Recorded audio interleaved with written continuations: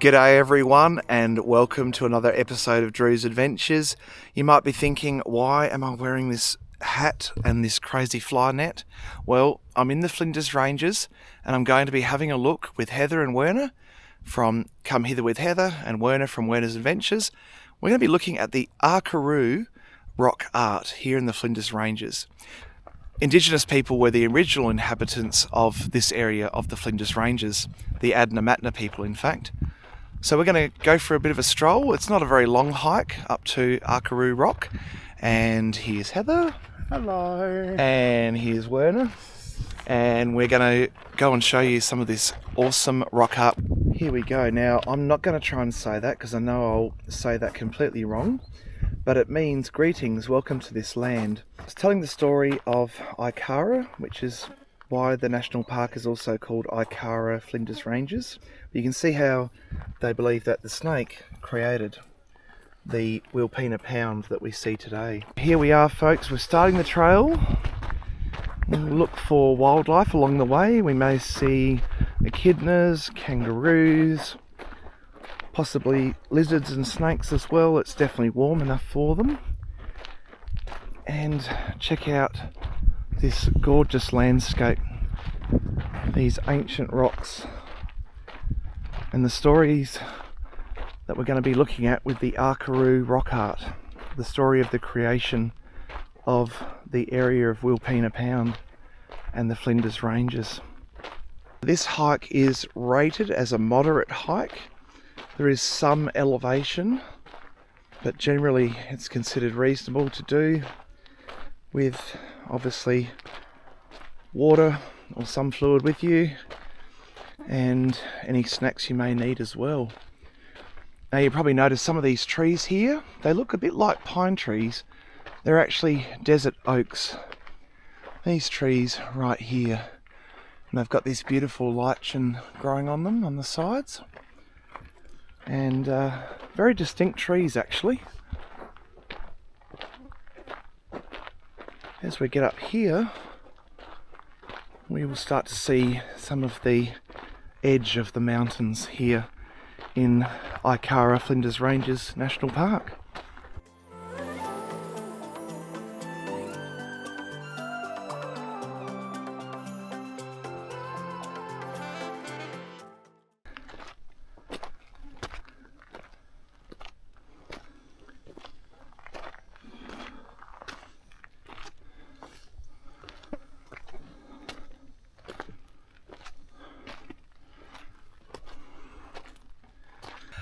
Well, so far, I think we're about a third of the way through. And there's Heather and Werner behind me, and we're slowly going up. So the good thing is the walk down will be a much quicker walk, hopefully. Some sections of the walk are a little steep, but as long as you've got closed footwear, and I'm only wearing my Walmart shoes, you'll be alright. And of course, just keep your eyes peeled for snakes. Check out the views, they are just spectacular. You do wonder how these formed over millions of years to become like that, what we see at the present. And you do wonder too, what happens in future, in another 100 million years or so. Oh my goodness, you people make this look so easy. We're struggling on the inside. As you walk along the trail, you will notice a number of beautiful coloured rocks. These are all to do with the geology of this region of the Flinders Ranges. There are a number of slates, some ironstone, quartzes in places, and it really gives you that rugged look that you'll see in the outback of Australia. We're coming up to a little rocky crag, and that would also be a host for the yellow-footed rock wallaby, which is an endangered species of wallaby in Australia, but it is slowly making a comeback, which is great, and they actually live in this arid environment. Now the trail also has a couple of these little bench seats that you can sit on to take a break, restore some energy.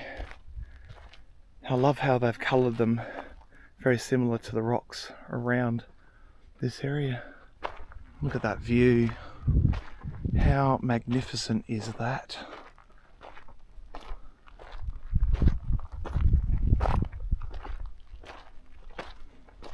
When you look at these mountain ranges, you really have to take your hats off to the first peoples of Australia, the Adnyamathanha people in this case, who made this their home and were able to traverse this land, these giant rockscapes, these deep valleys. Another couple of tree species that you will see in the Flinders are of course eucalyptus and acacia. We might have missed the flowering of the acacias, which are also known as wattles, but they provide a wonderful habitat for small birds, lizards, snakes, kangaroos, wallabies up here as well.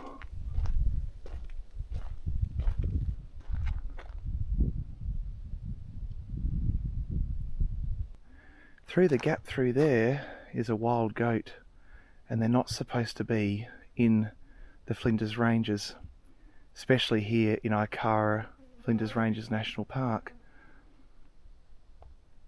But you will find goats introduced all across Australia, especially in the interior, but even in places like the Adelaide Hills and around Melbourne, sometimes you'll find them as well. They do a lot of damage, sadly, to the native environment. This here, everyone, is a goanna.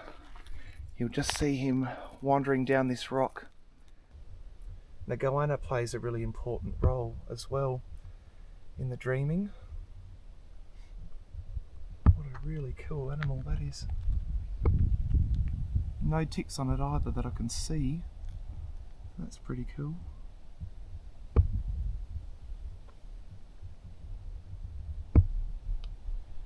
You see, Heather?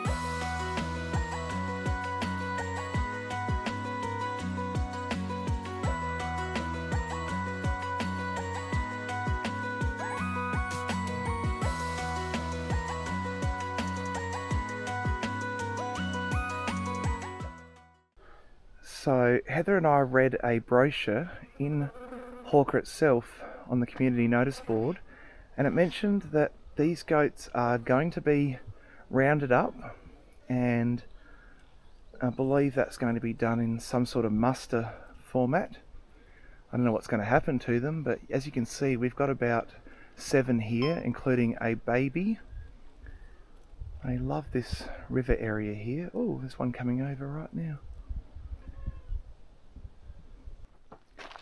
As we climb around the craggy rocks, I keep my eyes peeled for lizards, snakes and other animals that might be around in this beautiful region of the Flinders Ranges.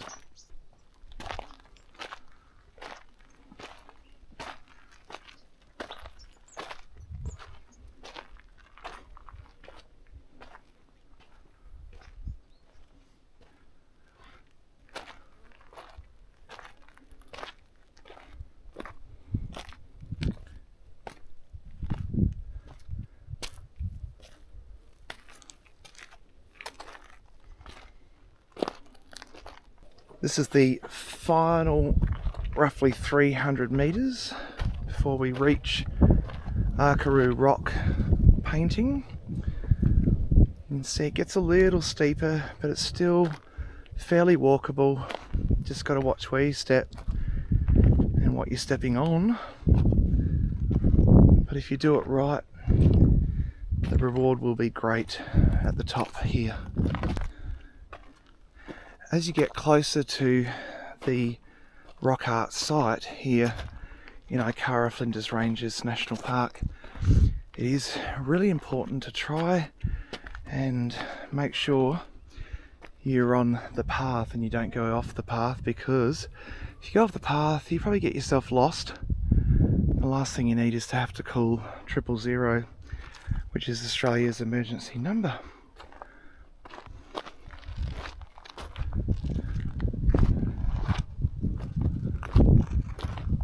Check out this enormous boulder here. It kind of just looks like it's fallen off the hill and rolled down. Easily the size of a truck or a semi, probably the weight of 2 or 3 semis as well. But this is not yet the rock art that we're looking at, but it is a magnificent piece of nature, a massive rock indeed. Heather, Werner and I are rounding the final corner here where we will see the Arkaroo Rock indigenous art from the Adnyamathanha people of this region, Ikara-Flinders Ranges. This, everyone, is the famous Arkaroo indigenous rock art. There's a little platform, and of course it is secured by a mesh fence because of the chance of vandalism, sadly. Let's go up here and check this out. Great thing here is that the mesh, generally speaking, you can film inside. Look at all that, wow. So this would be telling stories of ceremony and life up here in the ancient Flinders Ranges, Ikara region.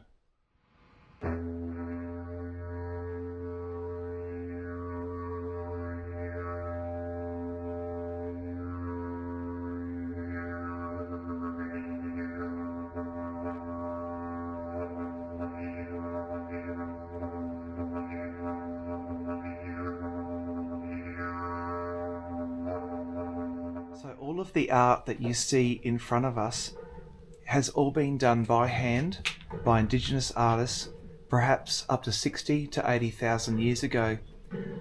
The painting is done using ochre, which is a type of rock which will give the colours and the styles that you see in front of us right here. As you can notice, there are trees, there are mountains, there are faces, there are hills and rivers marked on this beautiful Aboriginal painting inside this rock cave.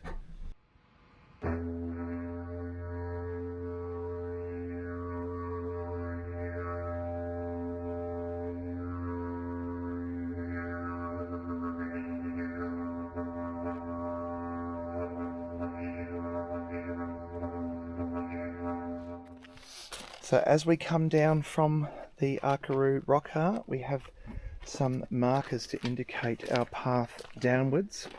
We can only hope, for those of us who are not as fit as some, that this might be a little bit easier to get down to the car park again.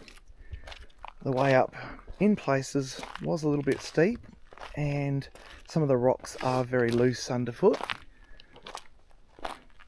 Kind of feels like the higher up you are here in the Flinders Ranges, the difference becomes very real with the trees around. There are hardly any oaks up here. Instead, there are a lot of eucalyptus species of trees. In winter, this area does get very cold, and in summer, blisteringly hot. So the environment, of course, adapts to those climate variations as you climb and then as you go back down to valleys. It is a remarkable landscape of change from top of the mountain down to the bottom.